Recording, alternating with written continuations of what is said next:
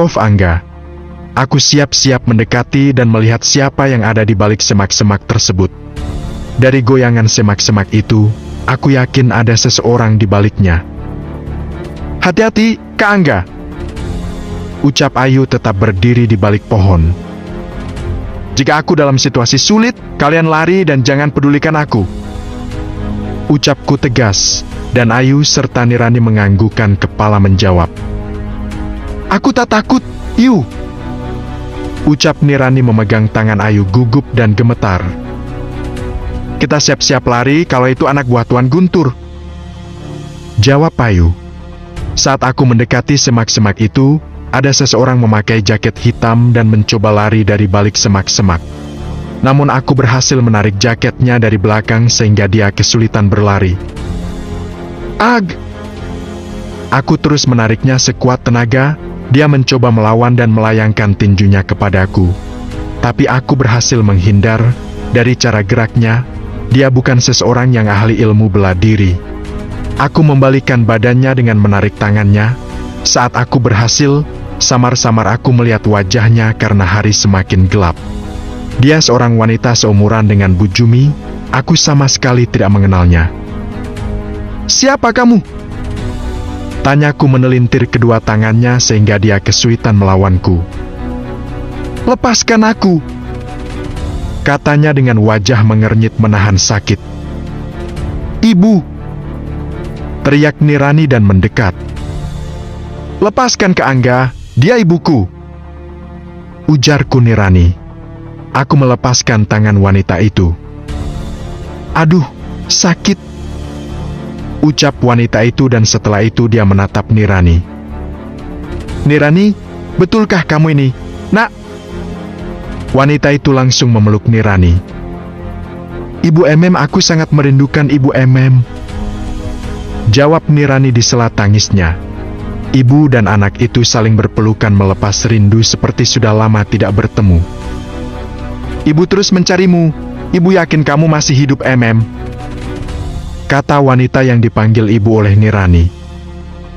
Tuan Jaka telah mengurungku, Bu. Pak Bero juga menjualku kepadanya, kata Nirani dengan air mata membasahi pipi.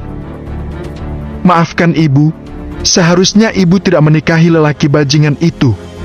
Maafkan ibu, Nak Emem, kata Minten dengan penuh penyesalan. Seorang gadis bernama Keki menyelamatkanku, Bu, kata Nirani lagi. Minten melepaskan pelukannya. Mana Keki? Tanya Minten. Keki sudah pergi, jawabku. Bu, ini Kak Angga yang akan menolongku. Dia kakaknya Keki, ucap Nirani menunjukku. Itu Ayu, kami sama-sama tahanan Tuan Jaka. Nirani menunjuk Ayu. Kamu salah satu gadis korban mereka juga? Ibunya Nirani melihat ke Ayu. Iya, Bu, jawab Ayu. Syukurlah kamu juga bisa lolos dari mereka. Maafkan aku kira kamu anak buahnya Tuan Guntur, kata ibunya Nirani padaku. Jadi ibu yang bernama Bu Minten? Betul, dari mana kamu tahu? Keki sudah cerita tentang ibu, jawabku. Aku menceritakan kepada Bu Minten apa yang diceritakan Keki tentang dia. Ayu dan Nirani juga menceritakan kenapa mereka bisa bebas dari ruangan bawah tanah rumah kayu milik Pak Guntur, serta matinya Bero, Jaka dan anak buah Jaka yang lainnya. Jadi rumah itu ada ruangan bawah tanahnya? Mata Bu Minten langsung membulat. Iya, Bu, jawab Nirani. Padahal ibu pernah mencarimu ke sana, tapi ibu lebih fokus ke area gudangnya. Pak Bero mati, Bu, ucap Nirani pelan. Tidak masalah dia mati. Ibu juga ingin dia mati karena telah menjualmu ke Tuan Jaka. Selama ini ibu bertahan karena mencari tahu di mana keberadaanmu, Nak. Bahkan ibu menguatkan diri saat penduduk desa mengatakan ibu gila akibat berita bohong yang disebar Bero dan Tuan Jaka. Sudahlah, nanti kita lanjutkan ceritanya. Sebaiknya kita pergi dari sini, kataku melihat ke sekitar. Sebaiknya kamu bawa Ayu dulu, Nak Angga. Nirani biar bersamaku bersembunyi di balik pohon ini, ucap Bu Minten kepadaku. Kuda hanya 1 ekor, aku hanya bisa membawa 2 orang saja. Namun aku tidak bisa membawa Bu Minten sekalian. Apakah ibu bisa berkuda? Tanyaku kepada Bu Minten. Tidak, aku tidak bisa menunggangi kuda, Nak Angga. Jawabnya.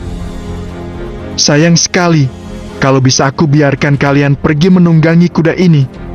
Bawalah Ayu dan Nirani biar aku jalan kaki saja, kata Bu Minten. Bu Minten benar juga. Jika aku meninggalkan salah satu gadis ini akan sangat berbahaya. Lokasi ini pasti tidak begitu jauh dari area rumah kayu yang mereka ceritakan itu. Ayo kita pergi, ayo, Nirani, ucapku dan siap-siap akan menaiki punggung kuda. Saat aku mau menaiki punggung kuda, mataku melihat 4 orang lelaki berkuda berdiri di jalan tepi sungai. Dengan cepat aku menarik tali kuda dan bersembunyi lagi di balik semak-semak dan pohon rimbun ini. Kenapa, Nak Angga? Tanya Bu Minten kepadaku. Aku menempelkan jari tunjukku di bibir agar Bu Minten tidak bersuara. Anak buah Tuan Guntur ada di jalan, kata Ayu berbisik dengan muka tegang menatap 4 orang anak buah Pak Guntur tersebut. Aku takut, Bu. Nirani memeluk lengan tangan kanan ibunya. Tenang, Nak, kita tidak boleh bersuara agar mereka tidak melihat kita, jawab Bu Minten berbisik. Nirani menganggukkan kepala dengan wajah ketakutan. Ayo kita pergi ke arah kanan dan menyusuri semak-semak. Ideku karena berlawanan arah dari 4 anak buah Pak Guntur berdiri di jalan menunggangi kuda. Kami melewati semak-semak seperti yang aku arahkan. Aku melangkah di depan dan Ayu tepat di belakangku. Nirani dan Bu Minten sekitar 7 langkah di belakang. Sepertinya Nirani terlihat sakit dan lemah sehingga langkahnya agak lambat. Hari semakin gelap. Hembusan angin menyisiri pepohonan sekitar langkah kami yang berusaha menjauhi anak buah Tuan Guntur. Kak Angga, Nirani dan ibunya ketinggalan jauh, ucap Ayu melangkah di belakangku. Aku melihat ke belakang setelah mendengar perkataan Ayu. Kulihat Nirani berjalan sambil memegang tangan ibunya dan langkah mereka sangat pelan. Kalau mereka lambat akan kemungkinan tertangkap. Ini membuatku sangat khawatir. Sepertinya kondisi Nirani sedang sakit, Kak, ucap Ayu yang sama dengan pemikiranku. Ya, Nirani melangkah pelan sambil memegang perutnya seperti kesakitan. Biar Nirani naik punggung kuda ini, ideku dan ingin melangkah menjemput Nirani di belakangku. Jangan, Kak. Ayu menahan tanganku agar jangan mendekati Bu Minten dan Nirani. Langkahku terhenti. Tidak jauh kulihat Nirani dan Bu Minten dikepung 5 orang berkuda. Dan mereka itu bukan 4 orang yang berkuda di tengah jalan tepi sungai tadi. Mereka anak-anak buah Tuan Guntur. Nirani dan Bu Minten tertangkap, Kak, bisik Ayu. Aku dan Ayu secepatnya bersembunyi di balik pohon rimbun terdekat. Tali kudaku tarik secepatnya agar tidak terlihat.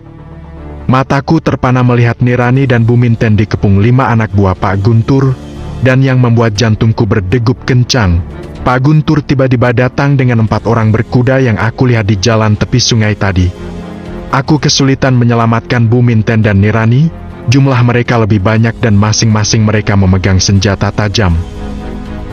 Jangan sakiti anakku, Tuan, Bu Minten memohon kepada Pak Guntur. Nirani berdiri memegang tangan ibunya erat. Ketakutan dan tubuh gemetar sangat terlihat.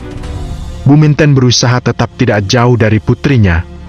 Anak buah Pak Guntur mengelilingi mereka seperti dikepung dan tidak ada celah untuk melarikan diri. Pof Angga, Nirani dan Bu Minten dikepung orang-orang Pak Guntur.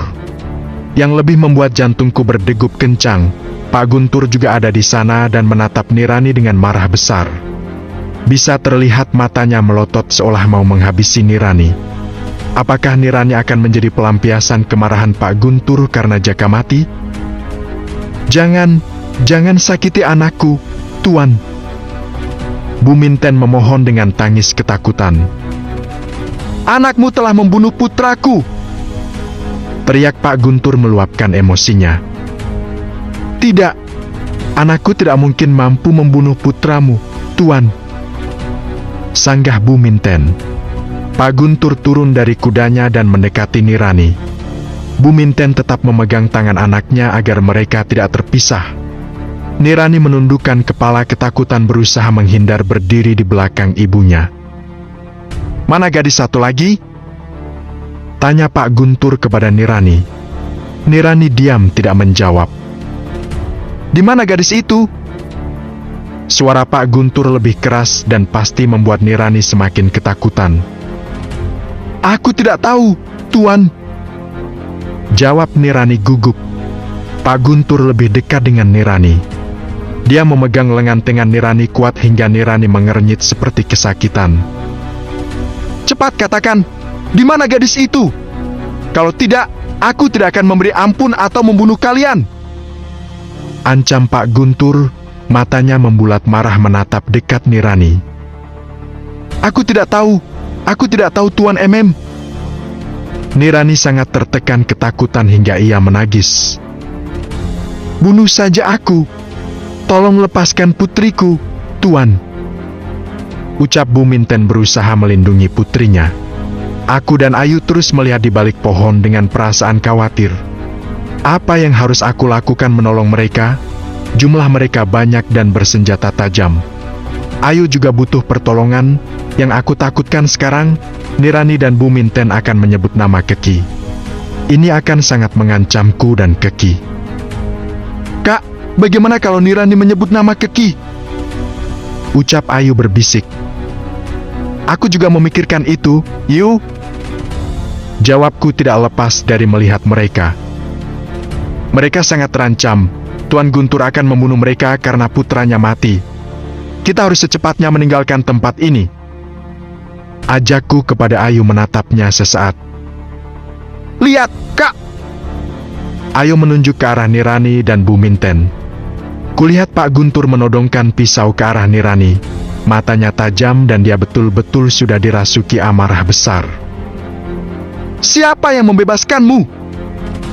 tanya Pak Guntur kepada Nirani. Nirani diam tidak menjawab. Dia tetap menundukkan kepala tidak berani menantang sorot mata Pak Guntur. "Aku yang membebaskannya," jawab Bu Minten tanpa rasa takut. "Hahaha, kamu tidak mungkin melawan suamimu Bero, Miten," jawab Pak Guntur tertawa jahat. "Aku tahu, pasti ada seseorang di balik semua ini," ucap Pak Guntur lagi. "Dia telah menjual anakku. Kenapa aku tidak berani membunuhnya?" jawab Bu Minten lantang. "Jangan main-main denganku. Di mana gadis yang bekerja di pemotongan sapi itu?" Gadis yang dimaksud Pak Guntur adalah Ayu. Ayu menutup mulutnya gemetar ketakutan. "Kak Angga, mereka mencariku," bisik Ayu gemetar. "Pasti Pak Guntur mengira kamu yang membebaskan Nirani," jawabku. Nirani tetap diam tidak menjawab. Melihat tidak ada respon dari Nirani, Pak Guntur menekankan pisau ke leher Nirani sehingga leher Nirani tergores dan mengeluarkan sedikit darah. "Jangan sakiti anakku. Jangan." Bu Minten mendorong tubuh Pak Guntur. Tapi percuma, justru Bu Minten yang terpental karena kalah tenaga dari Pak Guntur. Saat Bu Minten mencoba mendekati Pak Guntur lagi untuk menghentikan, anak buah Pak Guntur memegang tangan Bu Minten menahan sehingga Bu Minten tidak bisa berbuat apa-apa. "Jangan sakiti anakku," teriak Bu Minten lagi di sela tangisnya. Dia hanya bisa menangis melihat putrinya disakiti Pak Guntur. "Kamu masih belum menjawab? Terakhir kali aku bertanya, siapa yang membunuh putraku dan yang membebaskanmu?" Pisau semakin menekan leher Nirani. "Bunuh aku! Aku lebih baik mati daripada menuruti perintah manusia iblis seperti kalian," ucap Nirani yang membuatku terkejut. Nirani berani melawan Pak Guntur. Rasanya aku tidak percaya gadis lemah Nirani mencoba melakukan perlawanan di saat situasi sulit. Apa yang dipikirkan Nirani sehingga dia mempunyai keberanian itu? Aku dan Ayu tetap menatap apa yang terjadi di depan mata kami. Berani kamu melawanku? Tentu saja aku akan membunuh kalian, tapi sebelum kalian mati, aku akan menyiksa kalian dulu sampai kalian menangis darah memohon kematian kalian. Ucap Pak Guntur dengan nada amarah. Bunuh saja mereka, Tuan. Pasti mereka yang telah membunuh Tuan Jaka dan Bang Bero, kata seorang anak buah Pak Guntur. Betul Tuan, jangan kasih ampun, ucap seorang anak buah Pak Guntur yang lainnya. Hahaha. Nirani tertawa meskipun lehernya berdarah. Aku juga tidak ingin hidup lagi dengan membawa aib yang telah ditanamkan anakmu, Tuan Guntur. Kali ini Nirani menatap mata Pak Guntur. Apa maksudmu? Tanya Pak Guntur heran dengan reaksi Nirani. Tadinya Nirai terlihat takut dan lemah sekarang berubah 180 derajat. Aku hamil cucumu. Aku mengandung anak Jaka, Tuan Guntur. Suara Nirani lantang hingga Pak Guntur menjauhkan pisaunya dari Nirani. Rasanya tidak percaya apa yang aku dengar.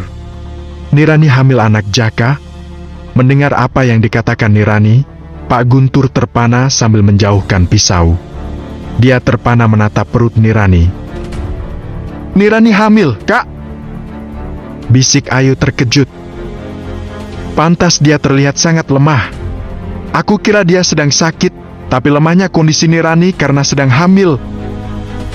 Mungkin inilah alasannya yang membuat Nirani berani melawan Pak Guntur.